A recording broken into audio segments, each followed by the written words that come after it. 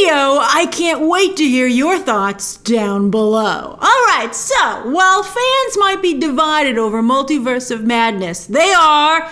You can't deny the audience and Rotten Tomatoes score, although I know some of you refuse to believe that.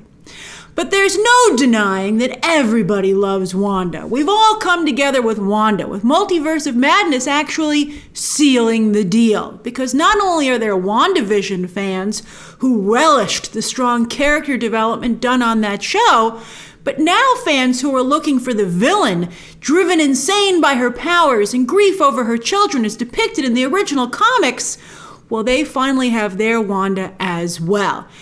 All fit together by Elizabeth Olsen. Let's be honest, she looks absolutely fantastic. Thanks to Olsen's charismatic performance, she really goes for it.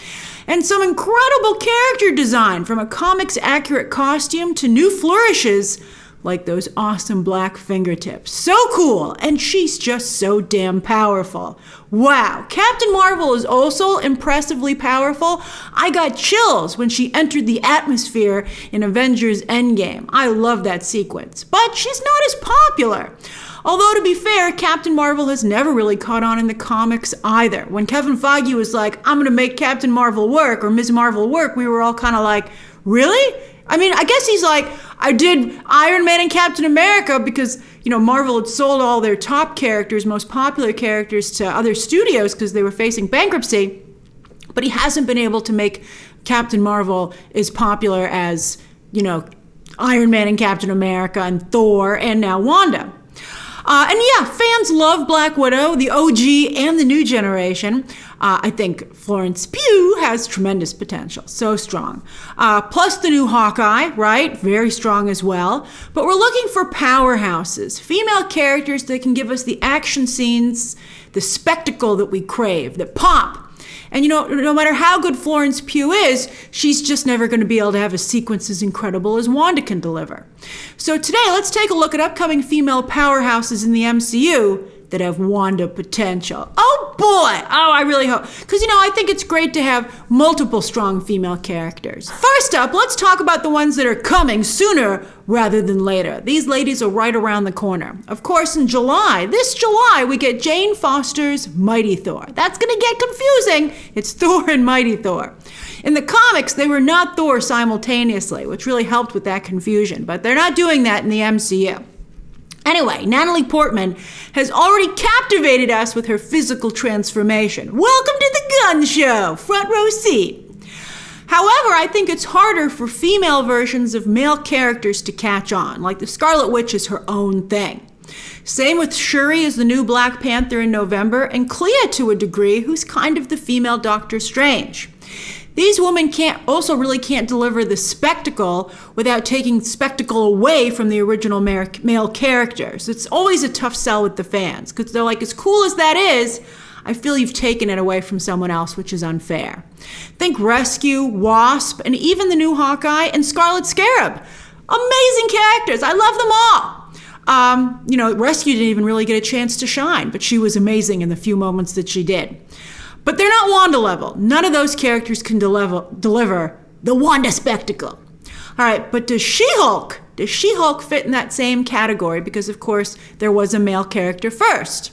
I'm not sure, though, with this one, because she not only doesn't Hulk out like Bruce Banner, she turns into a supermodel who has full mental capacity. That's kind of how, that's how we left Bruce Banner as well.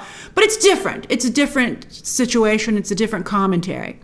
But also, She-Hulk is such a popular character in the comics. Like, wow, far more popular than any of the female characters I just mentioned in the comics. I think you could even argue that She-Hulk is more popular than Hulk, thanks to some of her iconic runs, and particularly covers. She's a big deal.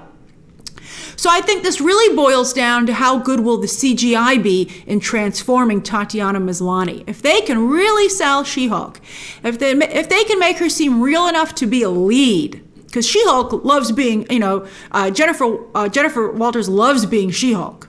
I think that, and also if the scenes are really well directed, you got to bring it. You can't cheap out.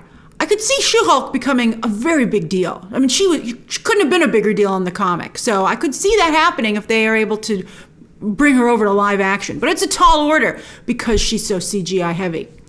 Now let's talk characters that aren't coming just yet, but soon. Kevin Feige is currently looking for a new Fantastic Four director, we just met a Reed Richards variant, right? So that means Sue Storm is coming. I'm excited. The casting here is crucial. The First Lady of Marvel Comics, Sue Storm, has often gotten the First Lady treatment. Demure, proper, and standing by her family. More a wife, sister, and mother than her own person. But modern comic book stories have been excitedly starting to explore just how powerful she really is. More than just turning herself invisible, she can control invisible force fields that can do anything she can imagine and can be used as inventively as Reed Richards' elasticity powers. That's one of, I think, the best arguments for getting Brad Bird on here, who did such a great job with Elastigirl, who of course is a take on Reed Richards' Mr. Fantastic. I guess, their daughter is a little bit, to some degree, the Invisible Woman, but not really. The Invisible Woman is even more than that. But the inventiveness was so impressive, maybe you would need Brad Bird in here. That's an interesting idea. Although Brad Bird has such a bad track record in live action, it makes me nervous. All right, some have speculated that the Invisible Woman might be one of the most powerful superheroes in the universe. And with the right casting, creative team, she could be one of the most popular too. Plus, there's no Invisible Man, at least in the MCU. Of course, that's a famous story and then, of course, movie. All right, next, Elsa Bloodstone, rumored to be in the upcoming MCU Halloween special on Disney Plus later this very year. Elsa Bloodstone is a monster hunter. Think Lara Croft meets Van Helsing. Inheriting her father's powers, which he got from the Bloodstone, but which she has naturally, although she does get a boost from the choker she wears, which is a Bloodstone fragment. Anyway, she's an enhanced human, which includes a healing factor, and of course is a weapons expert. Elsa Bloodstone has lots of flair and attitude and could be very popular if her dialogue is snappy enough, her costume cool enough, and if, again, she's allowed to shine in action sequences. All right, now let's go to characters even further away on the MCU horizon, but likely coming. Well, we're going to get to the X-Men in a moment. But first, I want to talk about Thor's sister, Angela. That's right. Why have you not heard of Angela? Well, none of us had heard of Angela until they settled a lawsuit between Neil Gaiman and Todd McFarlane for the rights of the character, who was introduced originally in the Spawn comics. Well, Neil Gaiman won, and over to Marvel she went. Reimagined as Thor's sister, not a female Thor, which is the Jane Foster problem. So this is Thor's biological sister, stolen as a baby by the angels of heaven, with no A in heaven. Think the Amazons of Themyscira, but in space. And she was raised by these angels, just as Odin and Freya raised the ice giant child Loki as their own son. A lot of child swapping over there in the Thor stories. Angela, so it makes sense. It's an interesting take on that. Angela is supposed to be on par with Gamora and Valkyrie, two female characters significantly depowered and underserved in the MCU, which makes me worried they could do the same to Angela. Why are they always underpowering the female characters? I see you, Kevin Feige. All right, now let's talk X-Men. Oh boy, no comic book franchise has better female characters, and that's one of the reasons that X-Men have so many female fans. They're powerful, they've got visual flair, and as I said, they're super popular. Also very popular with the LGBT community. I love them so much. All right, Fox did an okay job adapting them. Okay, they're hard to mess up. Casting some big name talent through the years, but no female X-Men character has really reached their true potential, which is very exciting considering how popular they were in the Fox X-Men movies. All right, I'm going to list them in order of their potential for the MCU. Storm! Never done right. Storm could be as big as Black Panther, who of course she briefly married in the comics. She is an incredible character with a very rich comic book history. She has so many great looks. She's iconic. Now, of course, she loves to make an entrance with lightning, but she controls all the weather, which makes her a really cool visual character. I'm excited. All right, colorism has been a big problem with Storm with a lot of the casting. I would really like to see a darker-skinned actress in the role. I think that's important. All right, Jean Grey, a.k.a. Phoenix. Fox came close with this one. I thought both times they did the story, it was not bad. But again, it's such a good story, it's hard to mess it up. But this is a Wanda-level storyline. In fact, Wanda borrows heavily from the Phoenix storyline, particularly Kevin Feige's version. Is there even room to tell the Dark Phoenix storyline for a third time after Multiverse of Madness? Probably not for a while, which is why Jean Grey is second here to Storm. Although Storm is just so great. Storm probably would be first anyway. And also the injustice of it, the character never being well done.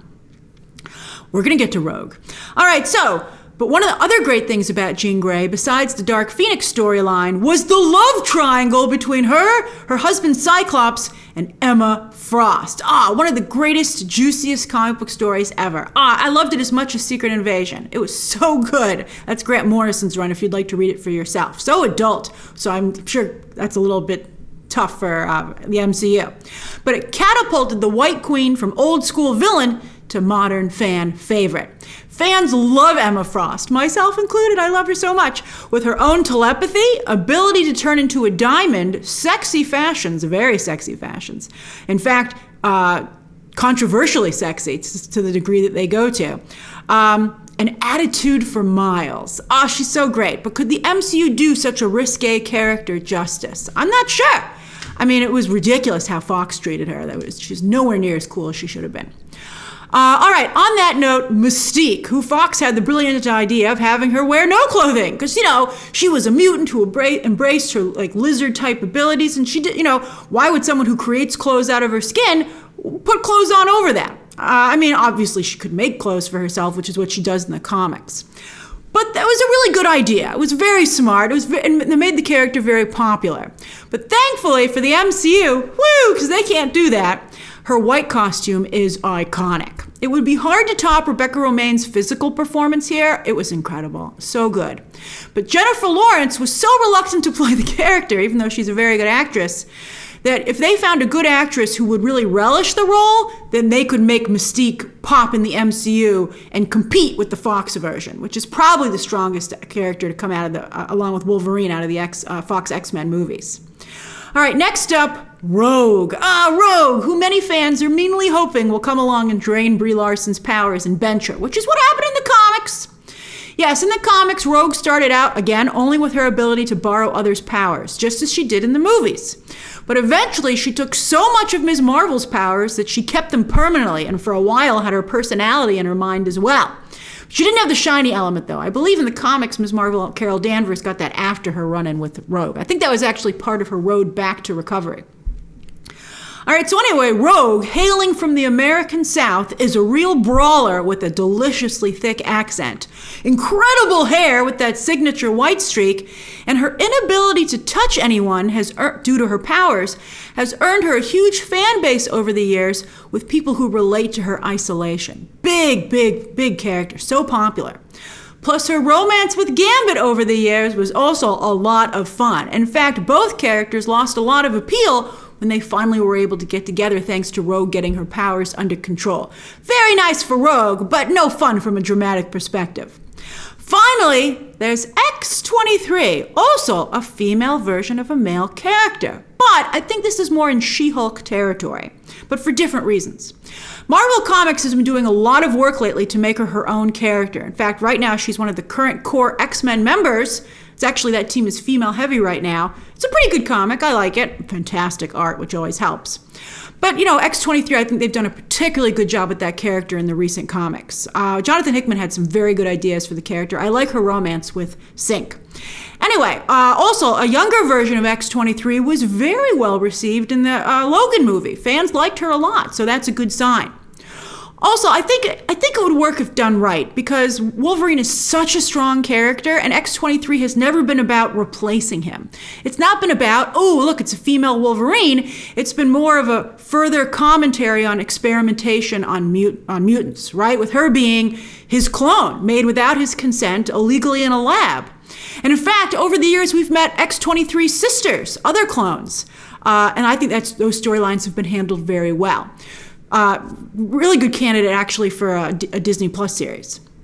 So which female characters do you think have the potential to be as popular as Wanda in the MCU? So exciting. I think there are very good days ahead, especially once we get Sue Storm and the X-Men on the board. Those, I think, are probably my favorite. And I'm very curious to see I'm nervous about the CGI, though, with She-Hulk. All right, who are your hopefuls? Share those thoughts down below, subscribe today, and of course, as always, you can check out some more videos right now.